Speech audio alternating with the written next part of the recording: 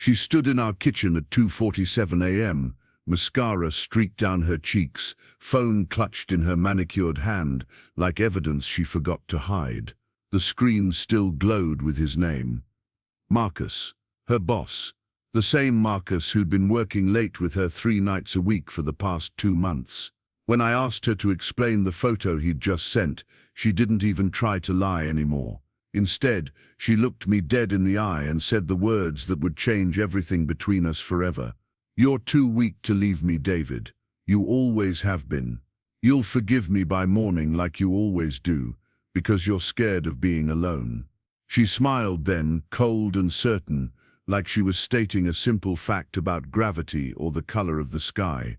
"You don't have the backbone for divorce. You never did." 24 hours later, she learned exactly how wrong she was. Before we jump back in, tell us where you're tuning in from, and if this story touches you, make sure you're subscribed, because tomorrow I've saved something extra special for you. My name is David Chen, and until that night, I thought I knew who I was. 34 years old, senior software architect at a tech firm in Austin, Texas.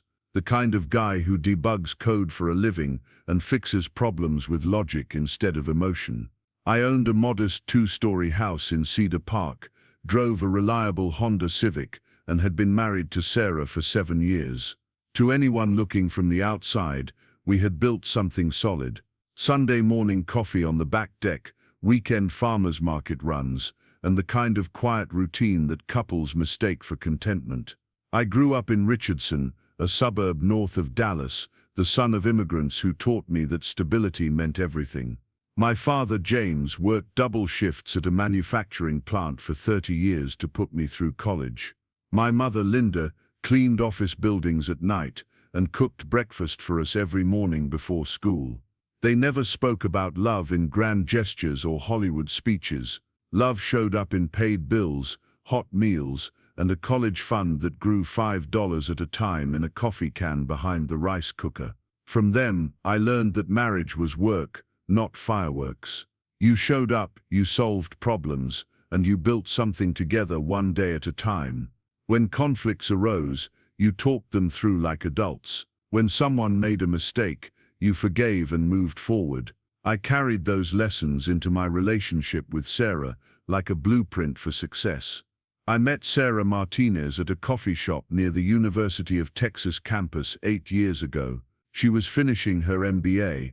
I was working my first real job after graduation. She had this laugh that made everyone in a room turn and look, and a confidence that filled spaces before she even spoke.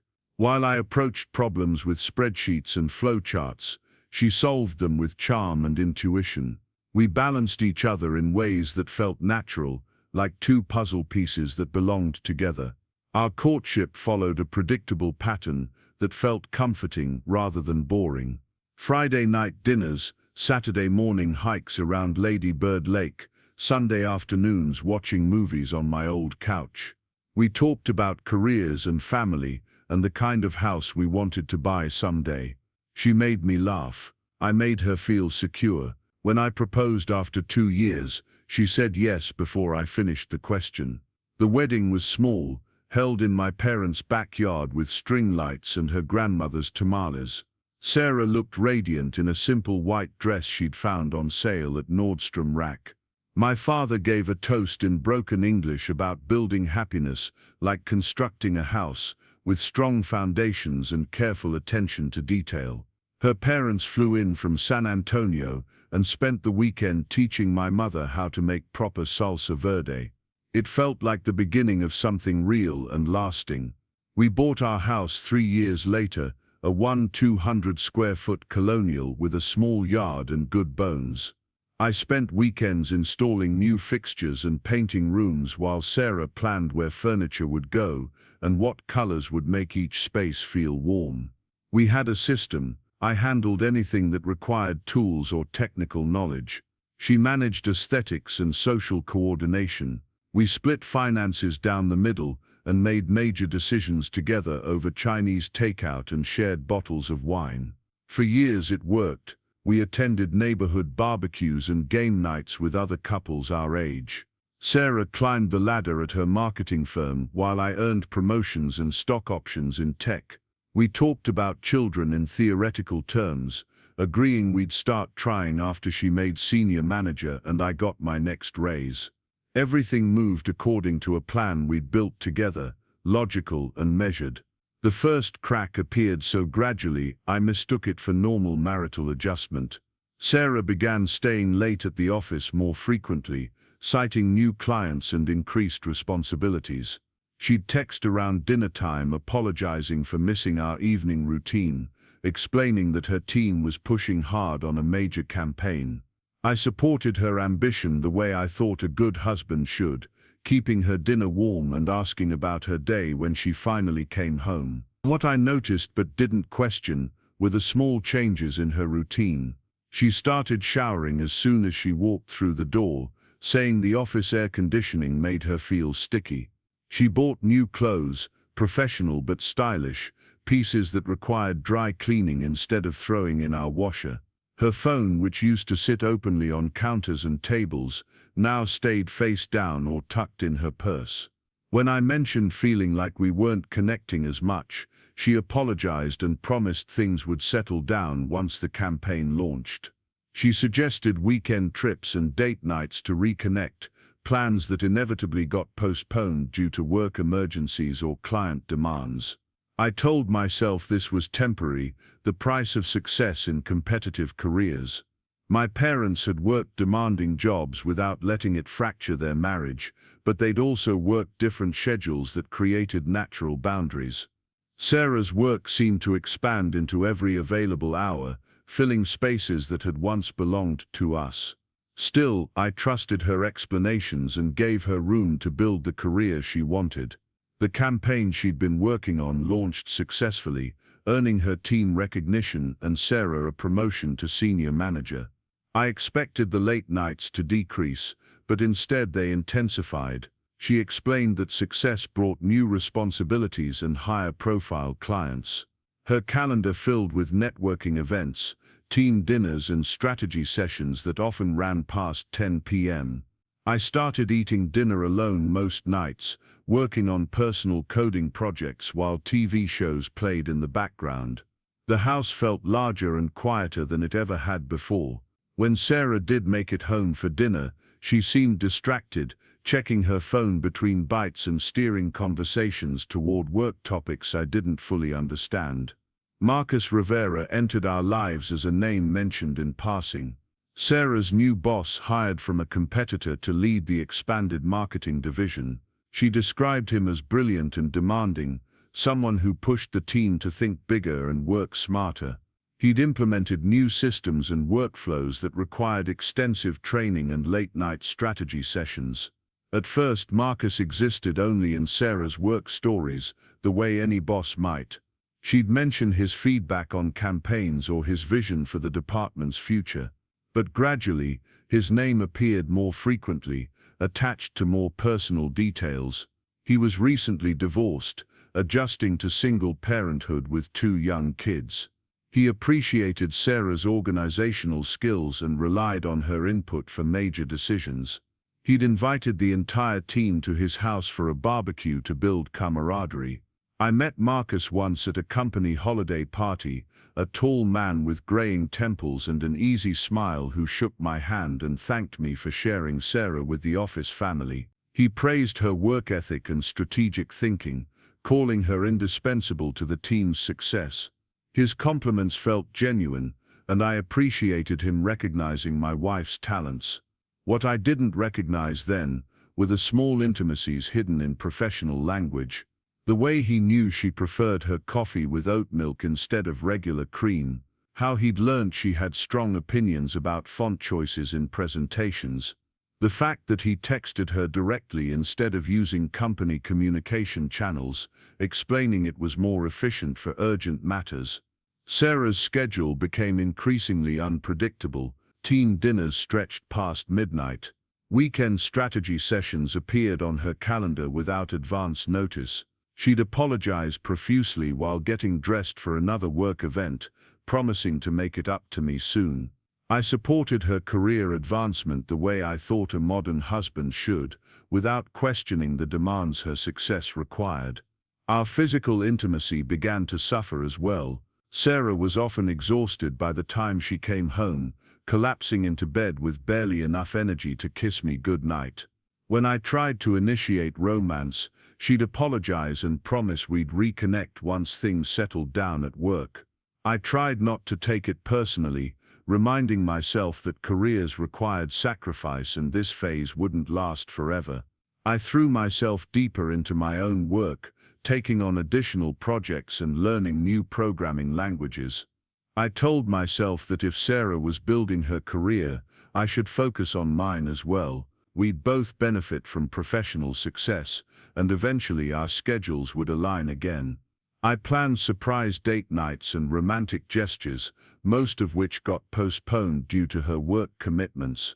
The disconnect became harder to ignore during conversations.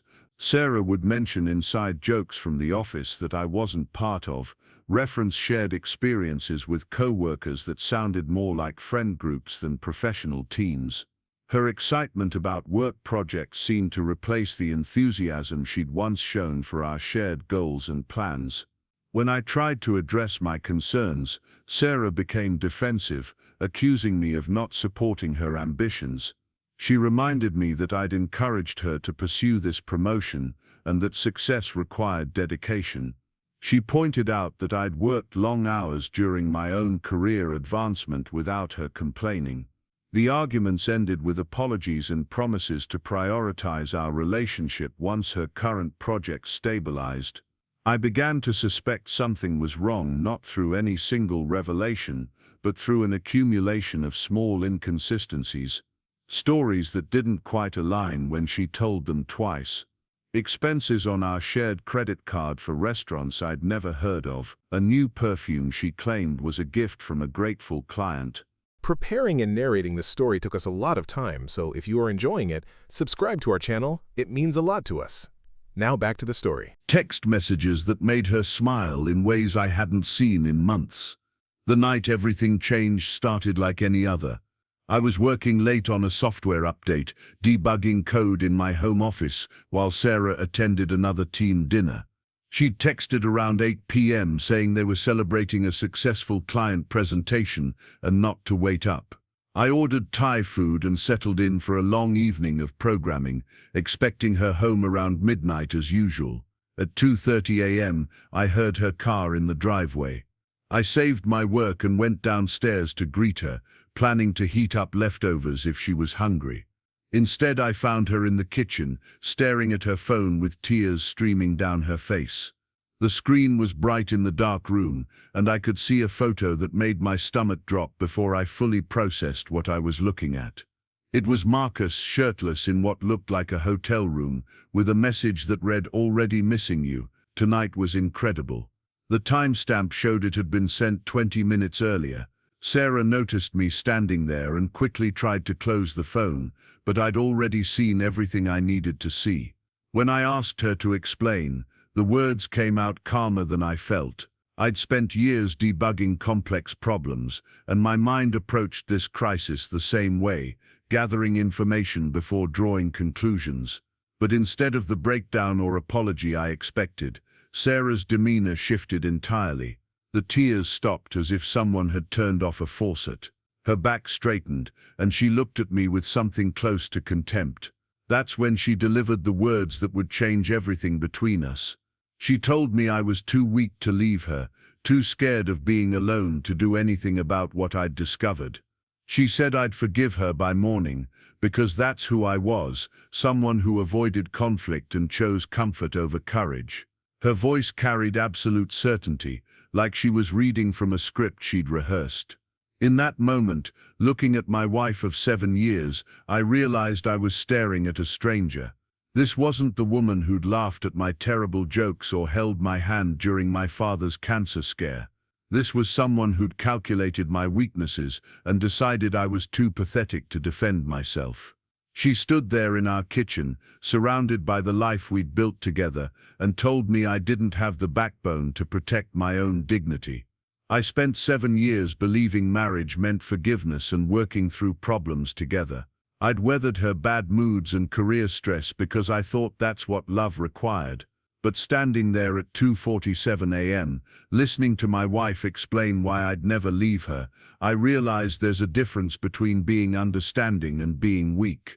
There's a line between forgiveness and enabling betrayal. Sarah finished her monologue by heading upstairs, confident that I'd still be there in the morning, that we'd have an uncomfortable conversation followed by grudging forgiveness, and that life would continue mostly unchanged. She'd miscalculated. She'd spent so long managing my reactions that she'd forgotten I was capable of action.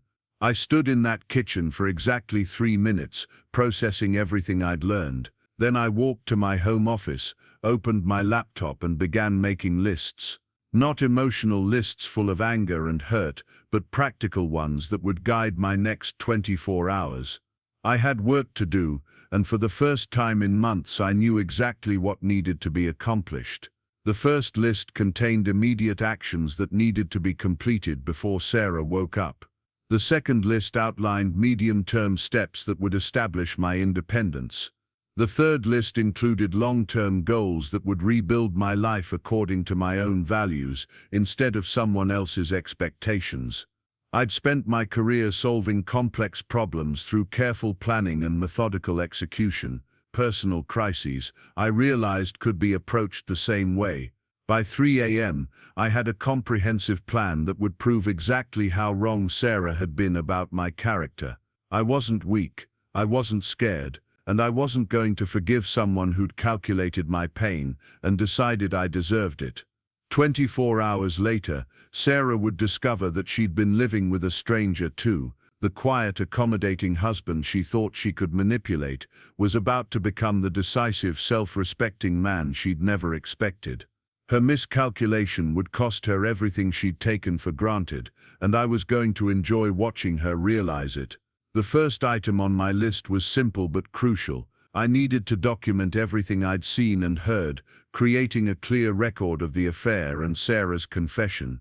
I took screenshots of her phone before she thought to delete anything, photographed the text message thread with Marcus, and wrote a detailed account of our kitchen confrontation while the details were fresh in my memory. Next, I accessed our shared financial accounts and documented every transaction from the past 6 months. The restaurant charges, hotel bookings, and cash withdrawals painted a clear picture of deception that went far beyond what I'd witnessed tonight. Sarah had been funding her affair with our joint resources, treating our marriage like an expense account for her betrayal. I copied important documents to secure cloud storage that only I could access. Tax returns, insurance policies, mortgage paperwork, and investment statements that would be crucial during divorce proceedings. I wasn't just leaving Sarah, I was protecting myself from someone who'd proven she couldn't be trusted with shared resources or mutual respect. By 4 a.m., I'd contacted a divorce attorney whose office opened at 8 a.m. and scheduled an emergency consultation. I'd researched Texas divorce law and confirmed that adultery was grounds for an at-fault divorce that could affect property division and spousal support. I'd also identified a locksmith who could change our door locks by noon and a storage unit where I could secure my personal belongings. The plan was comprehensive but flexible, designed to be executed rapidly while giving Sarah no opportunity to interfere or negotiate. I wasn't interested in working through our problems or attending marriage counseling. I was interested in extracting myself from a relationship with someone who demonstrated complete contempt for my well-being. As dawn approached, I showered, dressed for work, and prepared breakfast exactly as I had every morning for 7 years. The routine felt surreal given what I knew and what I planned, but maintaining normalcy would prevent Sarah from suspecting anything until it was too late to stop. She came downstairs at 7:15 a.m. looking refreshed and confident, as if our middle-of-the-night confrontation had been a bad dream. She poured coffee and made small talk about her schedule, apparently convinced that I'd absorbed her insults and accepted my role as the weak husband who'd never leave. When she kissed my cheek goodbye and headed for the door, I told her to have a productive day at work, She smiled and said she would, completely unaware that productive described my own plans far better than hers. By the time she came home that evening, the life she'd taken for granted would no longer exist. The moment her car left the driveway, I began executing my plan with the same methodical approach I used for complex software deployments. Every action had been planned and timed to maximize efficiency while minimizing the chance for interference or reversal. At 8 a.m. sharp, I was sitting in divorce attorney Catherine Walsh's office, providing her with documented evidence of Sarah's affair and requesting immediate filing of divorce papers.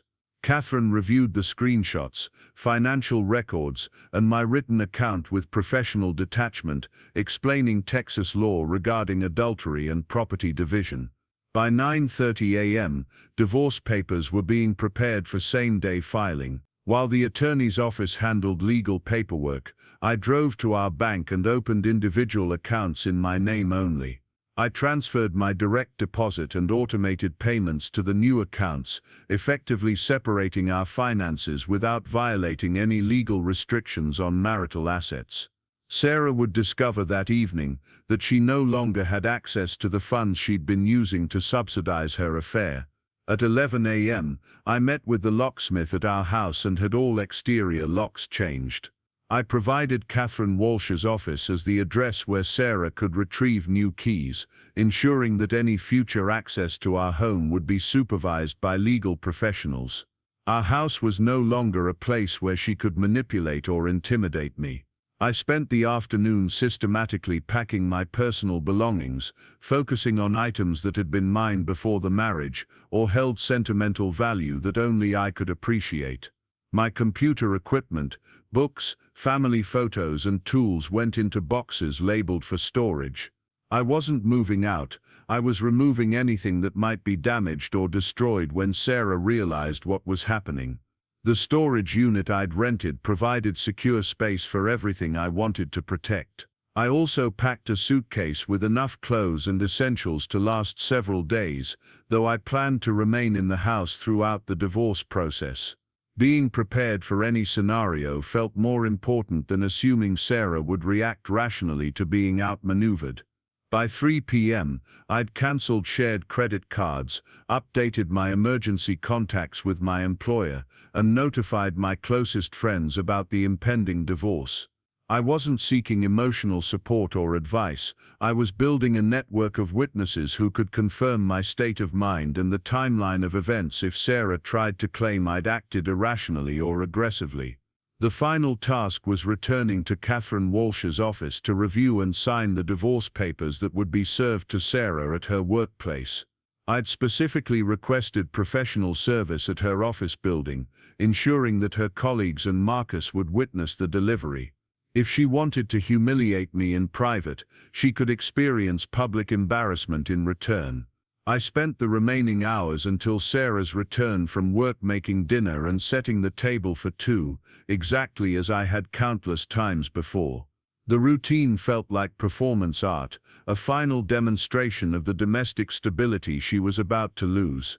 Everything looked normal from the outside, but the foundation had already been removed. When Sarah's car pulled into the driveway at 6:30 p.m., I was reading on the couch as if nothing had changed. She entered through the front door using her key, not yet aware that the locks had been changed, and her access would soon be controlled by legal intermediaries. She seemed unusually cheerful, probably relieved that I hadn't confronted her about Marcus or demanded explanations she wasn't prepared to give. She asked about my day while heading upstairs to change clothes, apparently confident that we'd return to our normal routine of polite coexistence and willful ignorance. When she came back downstairs and tried to access our online banking to pay a credit card bill, confusion replaced confidence. The password no longer worked, and the account showed no recent transactions. I watched her try multiple password combinations before she realized something had fundamentally changed. The moment she understood what was happening, the performance dropped completely. Her face shifted from confusion to fury as she processed the implications of lost financial access. She demanded explanations with the same imperious tone she'd used the night before, apparently expecting me to scramble to fix problems I'd deliberately created. Instead, I handed her the divorce papers that had been filed 6 hours earlier, along with Catherine Walsh's business card and the address where she could retrieve new house keys. I explained calmly that her assessment of my character had been incorrect, and she was about to discover exactly how decisive I could be when properly motivated. Sarah stared at the papers as if they were written in a foreign language, reading the same lines repeatedly while her confidence crumbled in real time. The woman who'd called me weak less than 24 hours earlier was learning that she'd miscalculated catastrophically. When she finally spoke, her voice carried none of the certainty it had held the night before.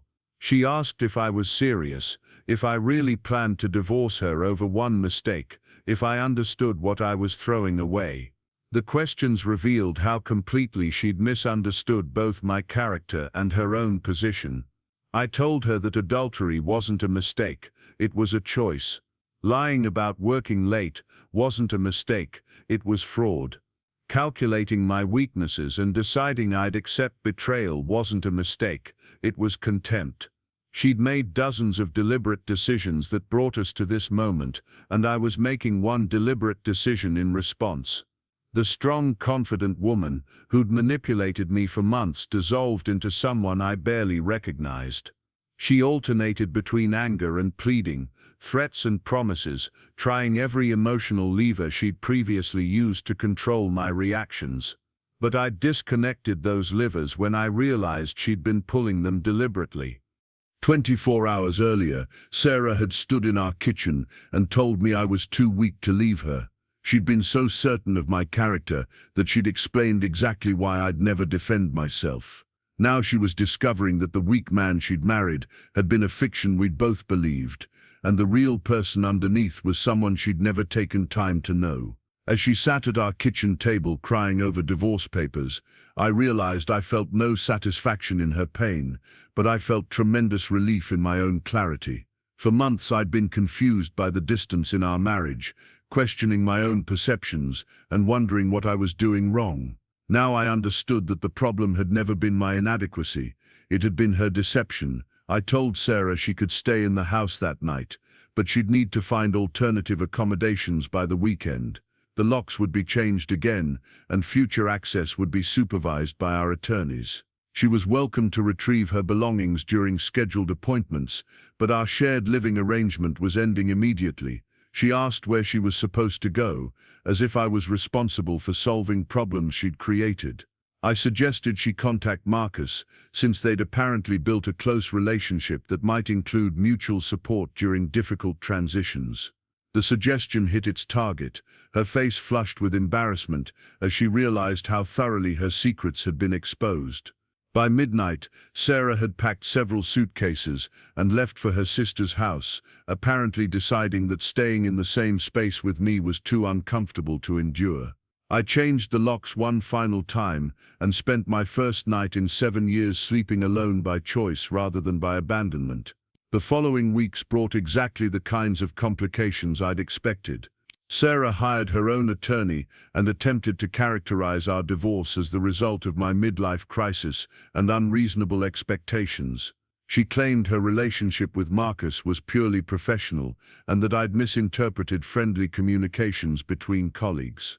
However, the evidence I'd gathered told a different story, and her attorney quickly advised her to accept a settlement rather than risk a trial that would expose the full extent of her affair. The text messages, financial records, and witness statements from her own co-workers created a narrative that no jury would interpret as innocent professional mentorship. Marcus Rivera discovered that workplace affairs have professional consequences when Human Resources launched an investigation into his conduct with subordinates. Several other women came forward with their own stories of inappropriate behavior, and he was terminated within a month. Sarah's promotion was also rescinded when the company realized the appearance of favoritism undermined their credibility with other employees.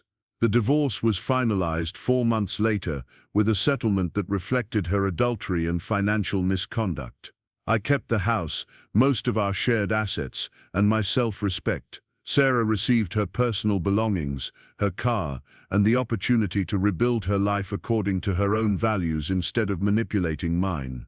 The experience taught me lessons about marriage, character, and self-advocacy that I wish I'd learned earlier, but am grateful to understand now. I'd spent years confusing accommodation with love, thinking that avoiding conflict demonstrated strength rather than weakness. I'd allowed someone to treat me with contempt because I believed marriage required infinite patience and forgiveness. Sarah's greatest mistake wasn't having an affair, though that certainly qualified as betrayal. Her greatest mistake was believing her own assessment of my character and announcing her strategy for continued manipulation. She'd been so confident in her ability to manage me that she'd revealed exactly how little respect she had for my autonomy and dignity. The night she told me I was too weak to leave her, she'd been speaking to the man I'd been trained to be, not the man I was capable of becoming. She'd confused my preference for harmony with an inability to create necessary conflict. She'd mistaken my loyalty for weakness and my trust for stupidity. Within 24 hours, I'd proven her wrong about every assumption she'd made about my character. I wasn't too weak to leave. I was strong enough to plan a strategic exit that protected my interests and dignity. I wasn't scared of being alone. I was terrified of staying with someone who held me in contempt. I didn't lack backbone. I'd simply never been given sufficient reason to straighten it. 2 years later, I'm remarried to Elena, a software engineer I met at a professional conference who treats me like an equal partner rather than a problem to be managed. We approach conflicts as puzzles to be solved together rather than battles to be won individually. We share financial decisions, household responsibilities, and long-term planning with mutual respect and genuine affection. I learned that authentic love doesn't require you to diminish yourself to accommodate someone else's misconduct. Real partnership involves two people building something together, not one person managing the other's weaknesses and exploiting them for personal advantage. Marriage should enhance your character, not erode it through constant compromise with someone who doesn't share your values. Sarah occasionally contacts me through our attorneys regarding final details from our shared life, but we have no personal relationship and no reason to maintain one. I heard through mutual friends that she struggled to find stable employment after her termination and has difficulty maintaining relationships when she can't control the narrative. I don't celebrate her misfortunes, but I don't regret her consequences either. She made calculated decisions about our marriage based on her assessment of my character, and when her calculations proved wrong, she experienced the natural results of her strategy. Actions have consequences, and sometimes consequences arrive exactly when they're deserved. The most important lesson I learned is that knowing your own worth requires more than internal confidence. It requires external demonstration when that worth is challenged. I'd spent years believing that good intentions and patient accommodation would eventually be recognized and rewarded. Instead, I discovered that some people interpret kindness as weakness and exploit generosity as long as it's offered. When Sarah told me I was too weak to leave her, she was describing the husband she'd trained me to be through months of manipulation and boundary violations. But training doesn't change essential character, and when properly motivated, people can demonstrate capabilities that surprise everyone, including themselves. The David Chen who sat in that kitchen at 2:47 a.m., listening to his wife explain why he'd never defend himself, was not the same David Chen who filed divorce papers 14 hours later. One was a man who'd been programmed to accept disrespect in the name of maintaining peace. The other was a man who'd remembered that peace without dignity isn't worth maintaining. If you're currently in a relationship where someone has calculated your weaknesses and decided you'll accept treatment you don't deserve, understand that their assessment is based on who you've been, not who you're capable of becoming. People change when circumstances require it, and sometimes the most loving thing you can do for yourself is prove someone wrong about your character. The strongest people aren't those who never face betrayal or contempt. They're those who respond to betrayal and contempt with decisive action that protects their dignity and future well-being. Weakness is staying in situations that erode your self-respect. Strength is having the courage to change those situations, even when change is difficult and uncertain. Sarah believed she knew me well enough to predict my reactions and manage my responses. She was right about the man I'd been, but completely wrong about the man I could become when necessary. The greatest gift she gave me was finally pushing me far enough to discover my own capacity for decisive action and self-advocacy. 24 hours can change everything if you're willing to use them wisely. The question isn't whether you're strong enough to defend yourself, it's whether you're motivated enough to discover the strength that's always been there, waiting for the right moment to emerge. The morning after Sarah left brought a silence I hadn't experienced in 7 years. No coffee brewing downstairs, no shower running while I got dressed, no hurried conversations about schedules and evening plans, just the steady hum of the air conditioning and my own breathing as I sat at the kitchen table with documents spread before me like battle plans. Catherine Walsh had scheduled a follow-up meeting for 9 a.m. to discuss strategy and next steps. The divorce papers filed yesterday were just the opening move in what could become a prolonged legal chess match. Sarah would likely hire representation within days, and I needed to be prepared for whatever tactics she might employ to regain control of the narrative. I arrived at Catherine's office 15 minutes early, carrying a manila folder containing additional evidence I'd compiled overnight. Bank statements showing cash withdrawals that corresponded with Sarah's supposed teen dinners. Credit card charges at hotels where no legitimate business meetings would have occurred. A timeline documenting the evolution of her deception from occasional late nights to systematic betrayal. Catherine reviewed the new materials with the same professional detachment she'd shown yesterday, occasionally making notes or asking clarifying questions about dates and circumstances. Her approach was methodical and thorough, treating my personal catastrophe like any other complex legal problem that required careful analysis and strategic planning. She explained that Texas law regarding adultery would work in my favor, but cautioned that Sarah's attorney would likely attempt to minimize the affair's impact on property division and spousal support. They'd argue that her relationship with Marcus developed after our marriage had already deteriorated, characterizing it as a symptom rather than a cause of our marital problems. This potential defense strategy highlighted something I'd been considering since yesterday. Sarah's betrayal hadn't occurred in a vacuum. She'd been able to justify her actions by constructing a narrative where I was an inadequate husband who'd driven her into Marcus's arms through neglect and emotional unavailability. Catherine asked pointed questions about our marriage history, looking for patterns of behavior that Sarah's legal team might exploit. Had I been emotionally distant? Did I prioritize work over family time? Had we experienced intimacy problems before her affair began? Were there instances where I'd failed to meet her reasonable expectations as a spouse? The questions were uncomfortable but necessary.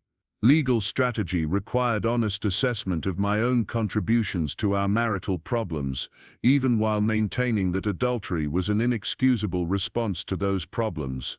I needed to acknowledge my imperfections without accepting responsibility for Sarah's choices. Looking back objectively, I could identify areas where I'd been less than ideal as a husband.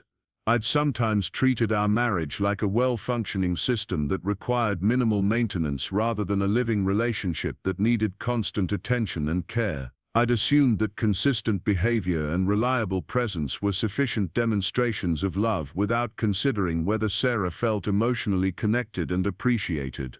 When she'd begun working longer hours, I'd supported her career advancement without questioning whether the demands were reasonable or whether she needed additional emotional support during a stressful period. I'd been content with parallel lives that occasionally intersected rather than intertwined lives that moved in the same direction. However, recognizing my shortcomings as a husband didn't excuse Sarah's choice to seek emotional and physical intimacy outside our marriage instead of addressing her concerns directly. Every marriage experiences periods of disconnection and challenge. The appropriate response involves communication, counseling, or if necessary, honest discussion about separation. Deception and betrayal represent a failure of character, not just relationship skills. Catherine helped me frame this distinction in legal terms that would protect me during proceedings. I could acknowledge being an imperfect spouse without accepting responsibility for Sarah's affair. I could admit to contributing to marital problems without agreeing that those problems justified her misconduct. We spent an hour developing responses to likely arguments from Sarah's attorney. If they claimed I'd been emotionally unavailable, I could point to specific instances where I'd attempted to address our growing distance and been reassured that work pressures were temporary. If they suggested our marriage had been failing long before Marcus appeared, I could document my efforts to maintain connection despite Sarah's increasing absence and distraction. The legal preparation felt like programming a complex algorithm, anticipating every possible input and preparing appropriate responses. My technical background served me well in this context, allowing me to approach emotional devastation with logical analysis and strategic thinking. After the meeting with Catherine, I drove to my office at TechFlow Solutions where my absence yesterday had been covered by my team without raising questions. I'd built a reputation for reliability and competence that allowed occasional flexibility without scrutiny from management or colleagues. Sitting at my desk surrounded by familiar monitors and keyboards, I found unexpected comfort in the predictable challenges of software development. Code behaved according to logical rules, problems had identifiable causes and implementable solutions. Unlike human relationships, computer systems didn't lie, manipulate, or act against their stated programming. My colleague Jason stopped by around 10 a.m. with questions about a project deadline. He seemed to sense something was different about my demeanor but didn't pry, simply asking if everything was all right and offering help with workload if needed. I appreciated his professional concern without feeling pressured to share personal details. Throughout the morning, I found myself checking my phone repeatedly, expecting angry messages from Sarah or attempts at reconciliation. Instead, there was only silence. Either she was too stunned to respond, or she was taking time to develop her own strategy for fighting the divorce. Around noon, my phone finally buzzed with a text from an unknown number. "David, this is Marcus Rivera. I think we need to talk." The message included his personal phone number and a request to meet somewhere private to discuss our situation like adults. The audacity was breathtaking. The man who'd been sleeping with my wife for months wanted to have a gentleman's conversation about our mutual problem. I stared at the message for several minutes, considering possible responses that ranged from profane rejection to legal threats. Instead, I forwarded the message to Catherine Walsh with a note asking for guidance. Within an hour, she'd replied with clear instructions to avoid all communication with Marcus Rivera. Any conversation could be twisted into evidence that I was harassing Sarah's colleague or attempting to intimidate witnesses. Catherine's legal advice aligned with my personal instincts. I had nothing to gain from a conversation with Marcus, and significant potential downside if the meeting went poorly. He was apparently sophisticated enough to destroy my marriage, but naive enough to think we could resolve the consequences through friendly dialogue. I deleted his message without responding and blocked his number from future contact. If Marcus Rivera wanted to communicate with me, he could do so through attorneys and legal channels. The time for personal conversations had ended when he chose to involve himself in my marriage. The afternoon brought a call from Sarah's sister Maria, whom I'd always liked and respected. Maria's voice carried genuine distress as she asked if there was any way Sarah and I could work through our problems without divorce. She acknowledged that Sarah had made serious mistakes, but hoped we could find a path toward reconciliation. Maria's call represented the beginning of what I expected would be extensive pressure from Sarah's family and mutual friends. They'd seen us as a stable, successful couple and couldn't easily accept that our marriage was ending. They'd naturally want to believe that temporary problems could be resolved through counseling and commitment. I explained to Maria that I appreciated her concern, but that reconciliation wasn't possible. Sarah hadn't made a mistake. She'd made months of deliberate choices that demonstrated fundamental disrespect for our marriage and my well-being. Trust, once destroyed this thoroughly, couldn't be rebuilt through good intentions and promises of changed behavior. Maria tried to argue that all marriages faced serious challenges and that permanent decisions shouldn't be made during emotional crisis. She reminded me of happy memories from family gatherings and asked me to consider the years of positive history Sarah and I shared before recent problems developed. Her arguments reflected common misconceptions about forgiveness and marriage that I'd held myself until recently. The belief that love required unlimited patience and that commitment meant accepting unacceptable behavior. The assumption that ending a marriage represented failure rather than healthy boundary setting. I told Maria that I'd loved Sarah deeply and that our good years together had been genuinely meaningful. However, those positive experiences couldn't erase the betrayal and contempt Sarah had shown me. Marriage required mutual respect, and Sarah had demonstrated that she didn't respect me enough to end our relationship honestly before seeking intimacy elsewhere. The conversation with Maria lasted nearly an hour and ended with her promising to continue hoping for reconciliation while respecting my decision. I could hear her disappointment and recognized that she was grieving the loss of the relationship she'd thought Sarah and I had. Her sadness was valid, even though her hopes for our future were unrealistic. Evening brought an unexpected visitor. I was heating leftover Chinese food when the doorbell rang at 7:30 p.m. Through the peephole I saw Robert Martinez, Sarah's father, standing on my front porch with his hands clasped behind his back like a man preparing for an uncomfortable conversation. Robert had always treated me with warmth and respect, welcoming me into his family and expressing pride in my career achievements. He'd taught me to grill his famous carne asada and had spent countless hours discussing politics, sports, and philosophy during family gatherings. Seeing him at my door filled me with sadness for the relationship we'd be losing.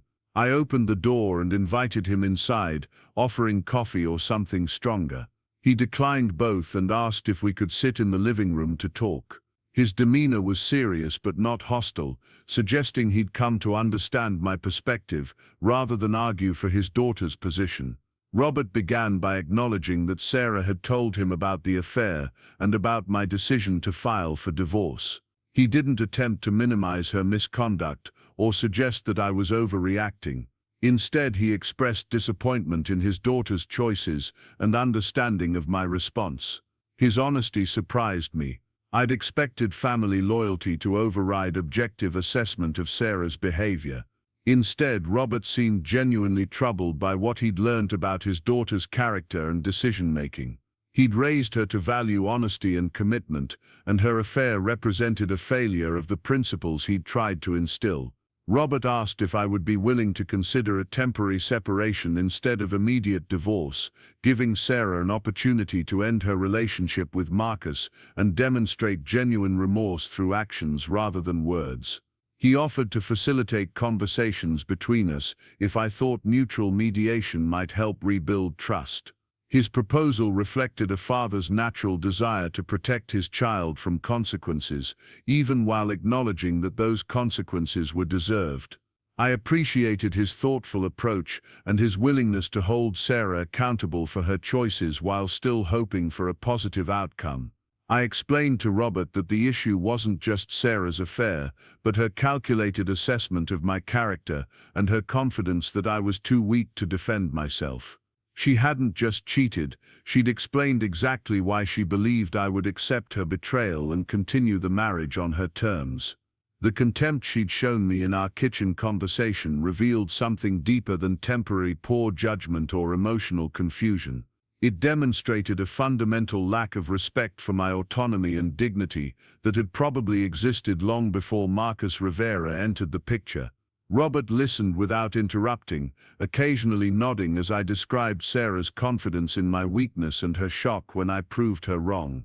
When I finished, he sat quietly for several minutes, apparently processing the implications of what I'd shared. Finally, he spoke about watching his daughter grow into a woman who was used to getting her way through charm and manipulation. He'd recognized these tendencies, but had hoped that marriage and adulthood would teach her to relate to others as equals rather than obstacles to be managed. Robert admitted that Sarah had probably learned these strategies partly from observing her mother, who had a similar ability to control situations through emotional manipulation and strategic vulnerability. He'd failed to address these patterns when Sarah was younger because they seemed harmless and occasionally effective. Now he was seeing the destructive potential of those same strategies when applied to adult relationships where mutual respect and honesty were essential.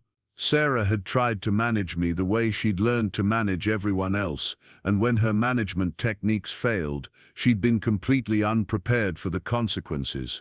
Robert's insight helped me understand that Sarah's betrayal wasn't just about physical and emotional infidelity. It was about her fundamental approach to relationships as systems to be controlled rather than partnerships to be nurtured. She'd been managing me instead of loving me, and when I proved unmanageable, she'd been genuinely surprised. We talked for another hour about marriage, character, and the difference between temporary problems and fundamental incompatibility. Robert shared stories from his own 40-year marriage, including serious challenges that he and Sarah's mother had overcome through honest communication and mutual respect. He emphasized that successful marriages required both partners to approach conflicts as problems to be solved together, rather than battles to be won individually. Sarah had apparently never learned this lesson, treating our relationship as something she needed to control rather than something we needed to build collaboratively. When Robert prepared to leave, he shook my hand and said he was sorry for the pain his daughter had caused me. He hoped I would find happiness with someone who appreciated my character and treated me with the respect I deserved. His blessing meant more to me than he probably realized. The following days brought a steady stream of communication from people who'd heard about our separation and wanted to offer support, advice, or mediation. Some understood my position immediately, while others struggled to accept that our marriage was truly ending. My parents called from Dallas to express their support and offer practical help if needed. They'd always liked Sarah but weren't surprised to learn that she'd been deceiving me. My mother had occasionally mentioned feeling that Sarah was performing rather than being genuine, though she'd never voiced these concerns directly. Their response reminded me that authentic people often recognize inauthenticity in others, even when they can't articulate specific reasons for their discomfort. My parents had probably sensed something about Sarah's character long before I'd been willing to acknowledge it myself. Mutual friends were more divided in their reactions. Some immediately understood why I couldn't forgive adultery and deception, while others urged patience and counseling. Several couples shared their own experiences with infidelity, either as victims or perpetrators, offering perspectives on recovery and reconciliation. These conversations revealed how differently people processed betrayal and how various factors influenced their decisions about forgiveness. Age, religious background, personal history, and individual temperament all affected whether someone saw divorce as appropriate or excessive in response to adultery. I appreciated the support from those who understood my position while respecting the different perspectives of those who didn't. Marriage is intensely personal, and decisions about betrayal and forgiveness ultimately belong to the people directly involved rather than outside observers. Work provided welcome distraction from the emotional complexity of divorce proceedings. I threw myself into challenging projects that required complete focus, using technical problem-solving as therapy for personal chaos. My colleagues noticed increased productivity and dedication without understanding the underlying motivation. Programming had always been meditative for me, requiring the kind of concentrated attention that pushed other concerns into the background. Creating elegant solutions to complex problems provided satisfaction that felt pure and uncomplicated compared to the messy realities of human relationships. My manager Jennifer stopped by one afternoon to check on my well-being. Having noticed that I was working longer hours than usual, I assured her that I was managing personal stress through work focus and appreciated the flexibility to adjust my schedule as needed. Jennifer shared that she'd gone through a difficult divorce several years earlier and understood how professional achievement could provide stability during personal upheaval. She offered additional project responsibilities if I wanted more distraction and encouraged me to take advantage of our company's employee assistance program if counseling would be helpful. Her support reinforced my decision to handle the divorce with dignity and professionalism rather than allowing emotional chaos to affect other areas of my life. Sarah had already taken enough from me. I wouldn't let her destroy my career or professional reputation as collateral damage. Catherine Walsh called midweek with an update on Sarah's legal response. As expected, Sarah had hired an attorney and was preparing a counterfiling that challenged my grounds for divorce and disputed my characterization of events. Her legal team was constructing a narrative that portrayed her affair as the result of marital problems rather than their cause. Sarah's attorney was apparently arguing that I'd been emotionally unavailable and professionally obsessed, creating conditions that drove her to seek connection elsewhere. They planned to characterize her relationship with Marcus as an emotional affair that became physical only after our marriage had already failed. Catherine explained that these arguments were standard defense strategies in adultery cases, and that we'd anticipated them during our preparation. My documented attempts to address our marital problems, combined with evidence of Sarah's systematic deception, would counter their narrative effectively. The legal maneuvering felt like watching strangers debate the details of my life, reducing 7 years of shared experience to strategic arguments about fault and financial responsibility. Both sides would present simplified versions of complex reality, emphasizing facts that supported their client's position while minimizing inconvenient details. Catherine advised me to begin preparing for depositions and potential trial testimony by reviewing my timeline of events and practicing clear, factual responses to likely questions. The goal was to present myself as a reasonable person who'd made a difficult but necessary decision in response to unacceptable behavior. I spent the evening organizing my evidence into logical categories and writing narrative summaries that explained the evolution of my concerns about Sarah's behavior. The process felt like debugging a relationship, identifying the points where normal functions had failed and documenting the cascade of errors that followed. Thursday brought news that Marcus Rivera had been placed on administrative leave pending an internal investigation at Sarah's company. Human Resources had apparently received complaints from multiple employees about inappropriate conduct and favoritism involving female subordinates. The investigation suggested that Sarah's affair wasn't an isolated incident, but part of a pattern of predatory behavior targeting married women whose husbands traveled or worked demanding schedules. Marcus had apparently developed a systematic approach to identifying vulnerable marriages and exploiting them for personal gratification. Learning about Marcus's broader pattern of misconduct helped me understand that Sarah's betrayal wasn't a unique romance that had developed naturally between two people who'd found unexpected connection.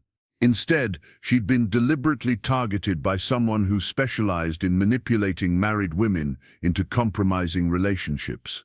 This realization didn't excuse Sarah's choices, but it provided context for how she'd been drawn into an affair despite the risks and consequences.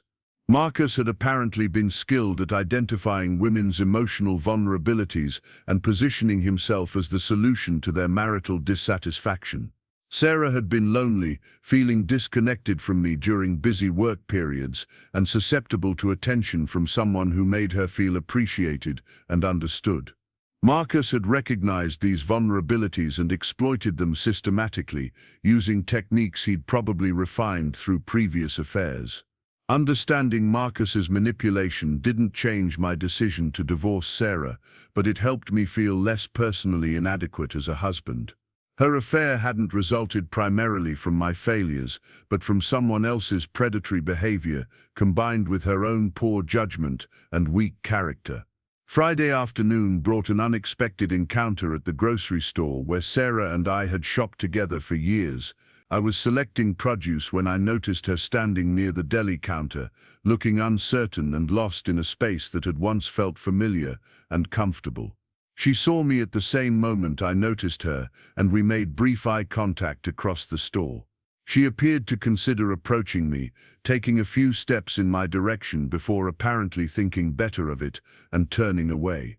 The encounter lasted only seconds, but it reminded me that we'd be sharing a community for the foreseeable future and would inevitably cross paths occasionally.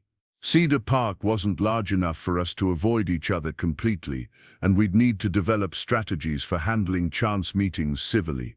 I finished my shopping without approaching Sarah or creating any kind of scene that might be misinterpreted by observers or used against me during legal proceedings. The goal was to maintain dignity and composure while protecting my interests and emotional well-being. That evening, I received a handwritten letter from Sarah that had been delivered by courier. The envelope contained 6 pages of carefully written text expressing remorse, love, and desperate hope for reconciliation. Her handwriting was shaky, suggesting genuine emotional distress as she'd composed her thoughts. Sarah's letter acknowledged her affair and accepted full responsibility for the damage it had caused to our marriage.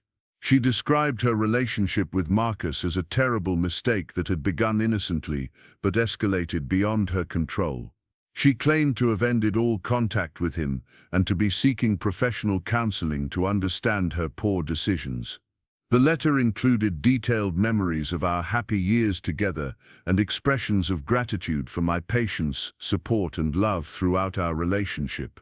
Sarah wrote eloquently about her appreciation for my character and her recognition that she'd taken my devotion for granted while pursuing selfish gratification. She begged for an opportunity to prove her commitment to rebuilding our marriage through actions rather than words.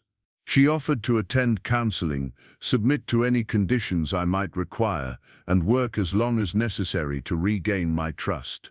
She promised that our future together would be better than our past because she now understood what she'd nearly lost.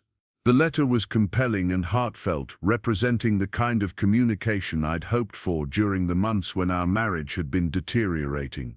If Sarah had shown this level of self-awareness and commitment to our relationship before her affair, we might have been able to address our problems constructively. However, reading her remorse after discovering her betrayal felt like receiving an apology for a crime that was already being prosecuted. Her regret was genuine, but it had arrived too late to change the fundamental damage she'd caused to our relationship and my ability to trust her. Sarah's letter also revealed continuing misunderstanding of why I'd decided to divorce her. She focused primarily on the affair itself, promising fidelity and renewed commitment, while minimizing the contempt she'd shown me when confronted with her betrayal. Her condescending assessment of my character had been as damaging as her infidelity, demonstrating that she'd viewed me as weak and manipulable rather than worthy of honest communication. Even if she ended her affair and recommitted to our marriage, I couldn't forget her certainty that I was too pathetic to defend myself. I read Sarah's letter several times before placing it in my legal file without responding. Catherine Walsh had advised against any direct communication that might be interpreted as willingness to reconcile or negotiate outside of legal channels. The weekend brought my first real experience of divorce-related loneliness. I'd grown accustomed to shared routines and activities that now felt empty and purposeless. Grocery shopping for one person, cooking single servings, and making decisions without consultation highlighted the practical challenges of rebuilding an independent life. I drove to Dallas to visit my parents, seeking the comfort of unconditional support and familiar surroundings. They welcomed me warmly without asking probing questions about my emotional state or offering unsolicited advice about my decisions. My father and I spent Saturday morning working in his garage, organizing tools and maintaining equipment that kept his small house running smoothly. The physical work and practical conversation provided exactly the kind of distraction I needed from the emotional complexity of divorce proceedings. My mother prepared my favorite meals and created opportunities for quiet conversation without pressure to share more than I felt comfortable discussing. Her approach balanced concern with respect for my autonomy, offering support without intrusion. Sunday afternoon, I returned to Austin feeling more grounded and confident in my decision to end my marriage. The weekend with my parents had reminded me of what healthy relationships looked like and reinforced my determination not to accept less than mutual respect and genuine partnership. Monday morning brought news that would fundamentally change the trajectory of my divorce case.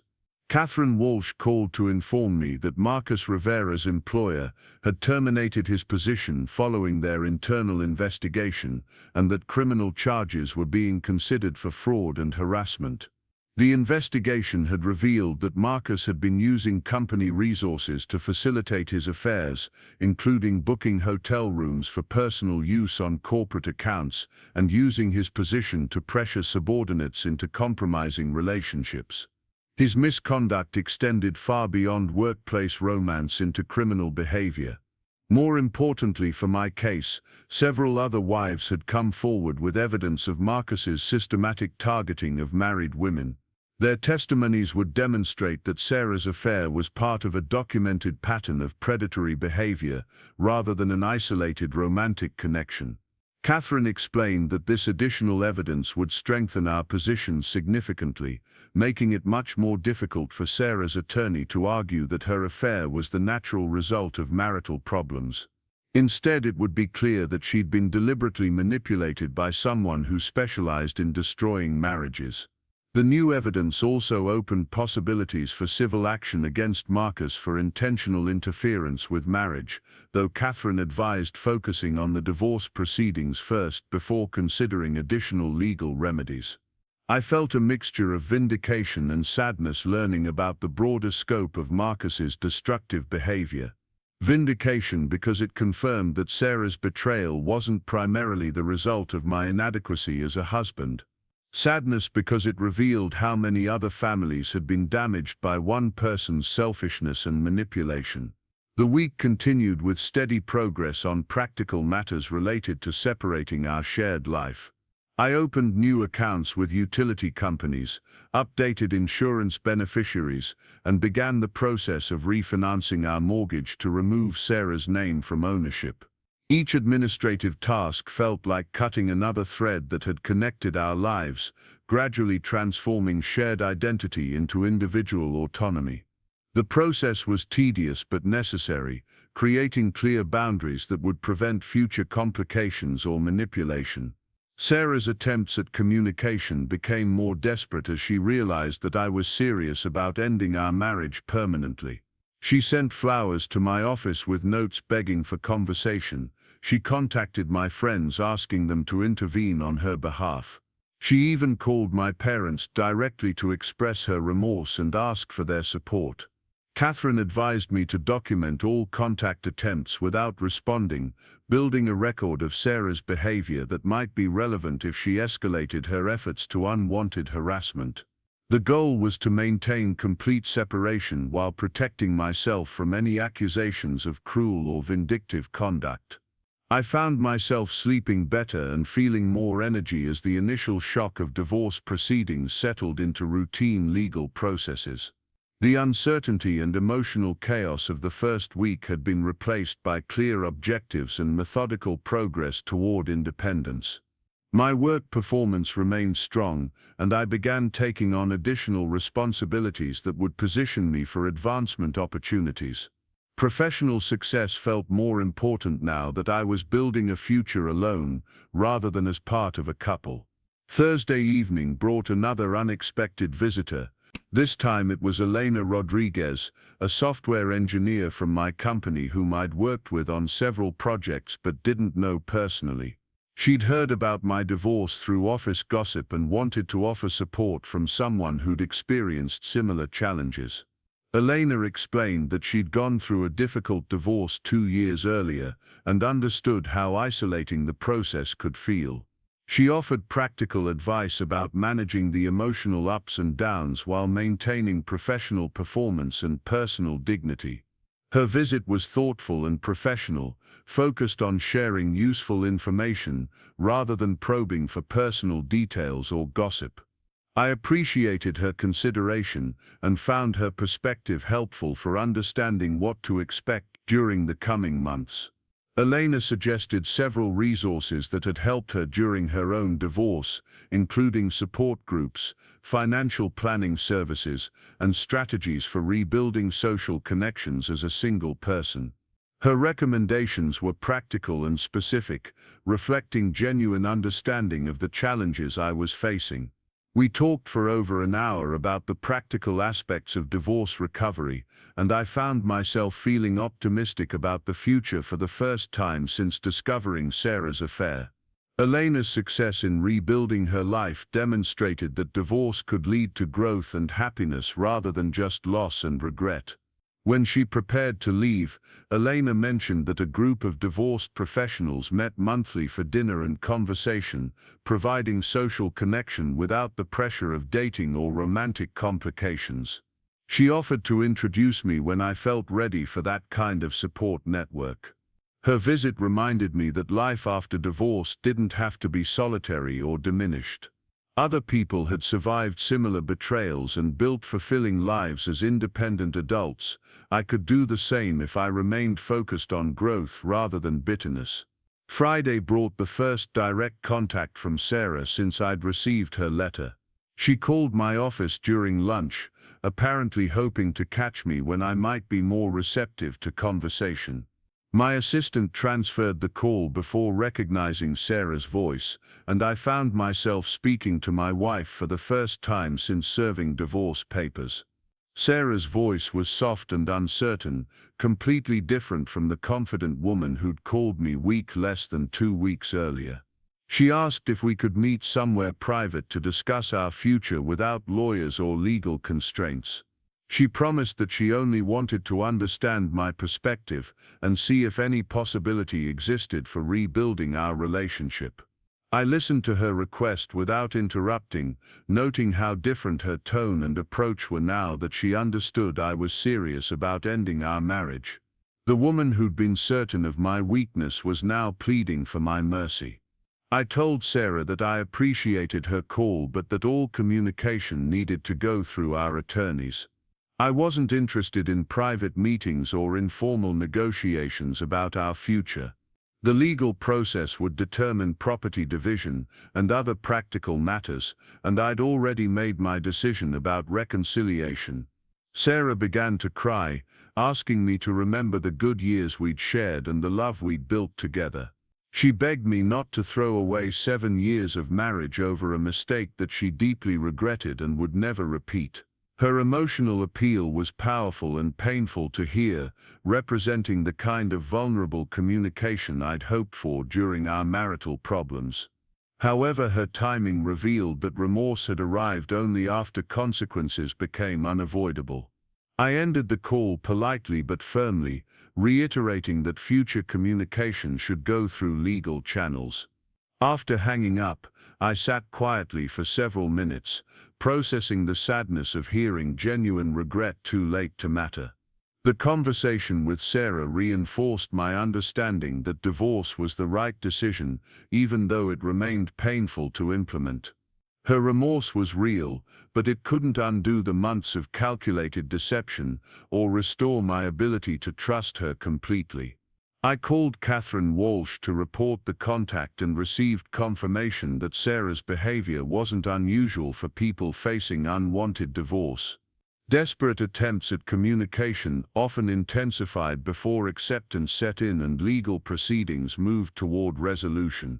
The weekend marked exactly 2 weeks since I'd discovered Sarah's affair and begun the process of ending our marriage.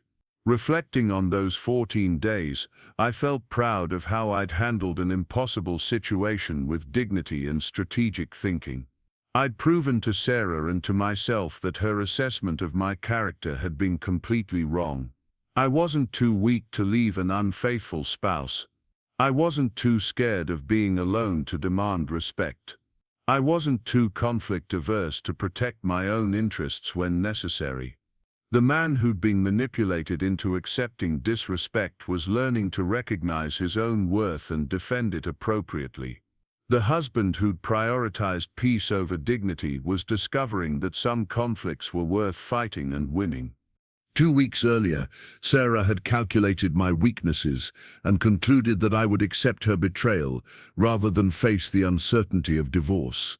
She'd been wrong about my character then, and she was wrong about my resolve now.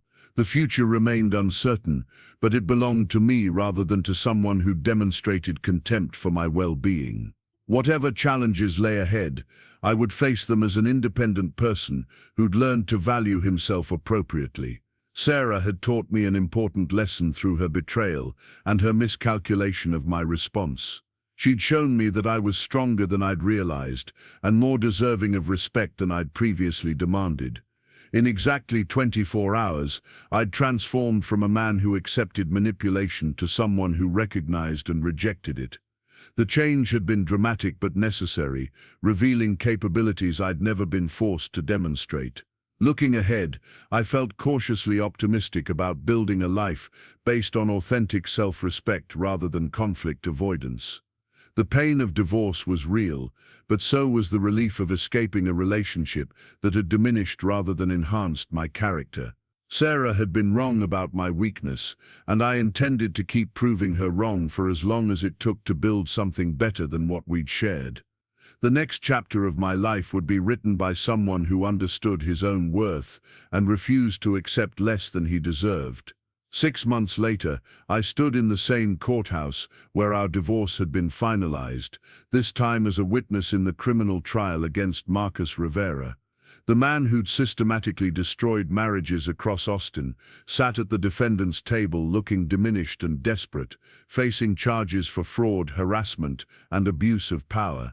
The prosecutor had built a compelling case using testimony from 7 different women, including Sarah, who'd been manipulated into affairs that destroyed their families. Financial records showed Marcus had embezzled company funds to finance hotel rooms and expensive dinners used to seduce married employees and clients. When Sarah took the witness stand, I barely recognized the confident woman who'd once called me too weak to leave her. She spoke quietly about Marcus's calculated pursuit, describing how he'd identified her vulnerabilities and exploited them systematically. Her testimony was factual and remorseful, acknowledging her own choices while explaining the manipulation she'd experienced. Watching Sarah recount the details of her affair felt surreal rather than painful. The woman who'd shared my bed for 7 years was describing intimate moments with another man, but it felt like hearing about strangers rather than people who'd once been central to my life. The trial lasted 3 days. Marcus was convicted on all charges and sentenced to 2 years in prison plus restitution to his victims and their families. Justice felt abstract rather than satisfying, providing closure without healing the damage he'd caused to so many relationships.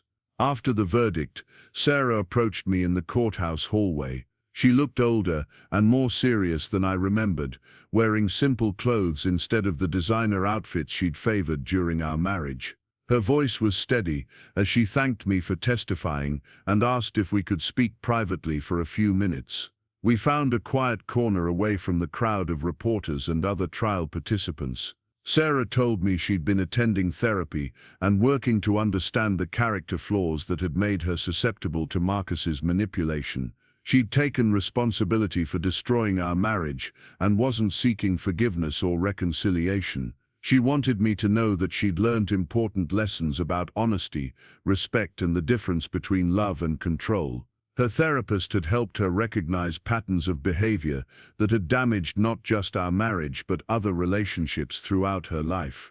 Sarah apologized again for the contempt she'd shown me and acknowledged that her assessment of my character had been completely wrong. She'd learned that real weakness involved avoiding difficult conversations and manipulating others instead of addressing problems directly. I listened without anger or satisfaction, feeling mostly sadness for the years we'd wasted building a relationship on false foundations. Sarah's growth and self-awareness had come too late to save our marriage, but I hoped it might prevent her from making similar mistakes in future relationships. We parted cordially, wishing each other well without any expectation of future contact. The conversation provided closure on the anger and hurt that had driven my initial decision to divorce her so decisively. My life had transformed completely during those 6 months. The house that had once felt empty and echoing now felt peaceful and genuinely mine. I'd redecorated according to my own preferences, creating spaces that reflected my personality rather than compromise solutions between different tastes. Work had become more satisfying as I'd taken on leadership responsibilities that utilized my problem-solving skills and technical expertise. My manager Jennifer had promoted me to senior architect, recognizing both my technical abilities and my mature handling of personal challenges. The promotion came with increased salary and stock options that improved my financial security significantly. For the first time in years, I was making decisions about money and career based solely on my own goals rather than negotiating with someone whose priorities often conflicted with mine. I'd developed new friendships through Elena's introduction to the divorced professionals group. The monthly dinners had evolved into genuine social connections with people who understood the challenges of rebuilding life after major relationship failure. The group included teachers, engineers, doctors, and business owners who'd all navigated divorce and emerged stronger on the other side. Their perspectives had helped me understand that ending my marriage represented growth rather than failure, an important distinction that affected how I approached future relationships. Elena and I had begun dating casually after several months of friendship. Our relationship developed slowly and naturally, built on mutual respect and shared interests, rather than intense chemistry or desperate need for companionship. She understood my cautious approach to commitment and didn't pressure me to move faster than felt comfortable. We enjoyed hiking, cooking together, and long conversations about technology, politics, and philosophy.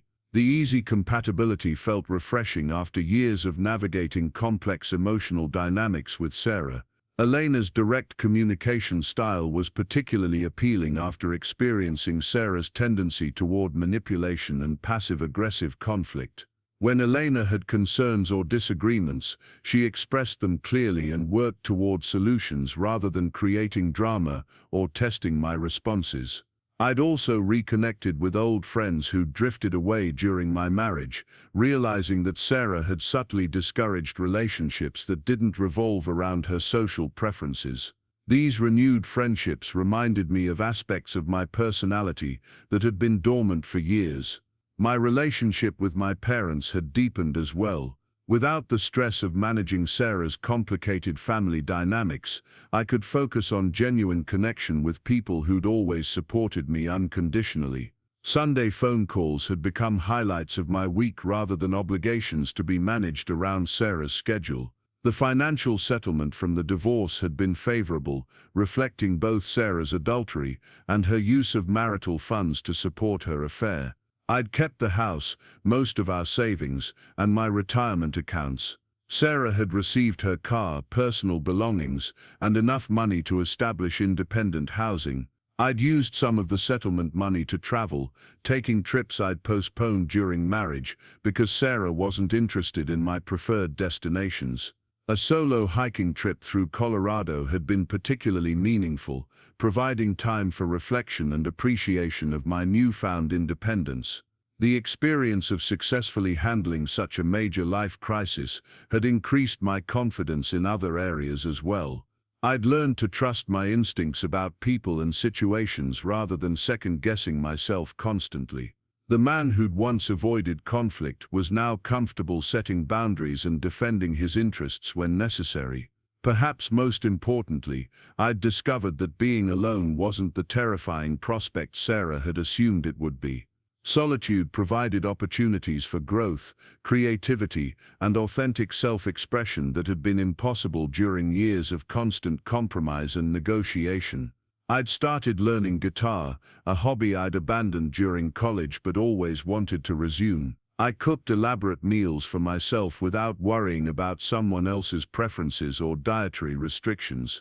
I read books that interested me without feeling obligated to discuss them or justify my choices. The simple pleasure of making decisions based solely on my own preferences had been revelatory. From weekend plans to major purchases, I could choose according to my own values and priorities rather than managing someone else's expectations or reactions.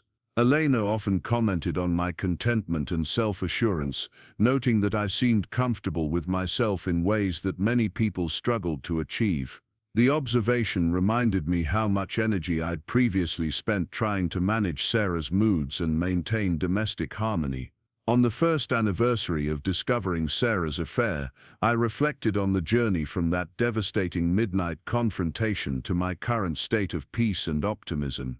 The man who'd been called too weak to leave an unfaithful wife had built a life that exceeded his previous expectations in almost every dimension. I'd proven that decisive action in defense of self-respect could lead to profound positive change rather than just loss and regret. The courage to end an unsatisfying relationship had opened possibilities for authentic happiness that wouldn't have existed otherwise. Elena and I had discussed moving in together, though we were proceeding carefully to ensure compatibility rather than rushing into cohabitation for convenience or loneliness. The relationship felt sustainable and growth-oriented rather than desperate or codependent. My career continued advancing as I took on increasingly complex projects and leadership responsibilities. The confidence I'd gained from successfully navigating divorce had translated into professional assertiveness that impressed colleagues and supervisors. Financial security had improved dramatically without the stress of managing someone else's spending habits or career decisions. I could save aggressively for early retirement while still enjoying travel, hobbies, and social activities that enhanced my quality of life. The house had become a source of pride rather than a burden shared with someone whose vision conflicted with mine. Every improvement and decoration reflected my personal taste and priorities, creating a space that felt authentically mine. Most importantly, I'd learned to recognize and reject manipulative behavior before it could take root in my relationships. The red flags that I'd missed or ignored with Sarah were now obvious warning signs that would prevent similar mistakes in the future. Sarah had been wrong about my character in fundamental ways that had shaped her disastrous strategy for managing our marriage. Her miscalculation had cost her everything she'd taken for granted while revealing strengths I hadn't known I possessed. The woman who'd been certain I was too weak to leave her had discovered that weakness and kindness were different qualities entirely. My willingness to accommodate her preferences and avoid conflict had reflected generosity rather than timidity, and when that generosity was abused, I'd proven capable of withdrawing it permanently. 24 hours had been sufficient to dismantle a marriage built on false assumptions about power, respect, and commitment. But rebuilding a life based on authentic self-knowledge and healthy boundaries had taken months of consistent effort and growth. I'd learned that divorce could be a beginning rather than just an ending, creating opportunities for personal development that might never have emerged within the constraints of an unsatisfying marriage. The pain of betrayal had motivated changes that ultimately improved my life in ways I couldn't have imagined while married to Sarah. Looking toward the future, I felt optimistic about continued growth and the possibility of building lasting partnerships based on mutual respect rather than manipulation or control. The experience with Sarah had taught me invaluable lessons about recognizing authentic love versus clever performance. Elena represented the kind of relationship I hadn't known was possible, built on honesty, shared values, and genuine appreciation for each other's strengths, rather than calculation of weaknesses to be exploited. The contrast highlighted how dysfunctional my marriage had been even before the affair. On quiet evenings in my transformed home, I sometimes remembered Sarah's confident prediction that I would never leave her. The memory no longer carried pain or anger, just mild amazement at how thoroughly she'd misunderstood the man she'd lived with for 7 years. Her greatest mistake hadn't been having an affair, though that had certainly been destructive and wrong. Her greatest mistake had been announcing her strategy for continued manipulation, revealing the contempt that made reconciliation impossible, regardless of her subsequent regret. The night she'd called me too weak to leave her, Sarah had been speaking to a version of myself that had prioritized peace over dignity for years. But 24 hours had been sufficient to prove that man could evolve when circumstances demanded it, demonstrating capabilities that surprised everyone, including himself. I'd learned that self-respect wasn't selfish, and that ending relationships that diminished my character wasn't cruel. Sometimes the most loving thing you can do for yourself and others is refuse to participate in dynamics that bring out everyone's worst qualities. The future belonged to the man who'd discovered his own worth and refused to accept less than he deserved. Sarah had been wrong about my weakness, and I intended to keep proving her wrong for as long as it took to build something better than we'd ever shared together. Up next, you've got 2 more standout stories right on your screen. If this one hit the mark, you won't want to pass these up. Just click and check them out.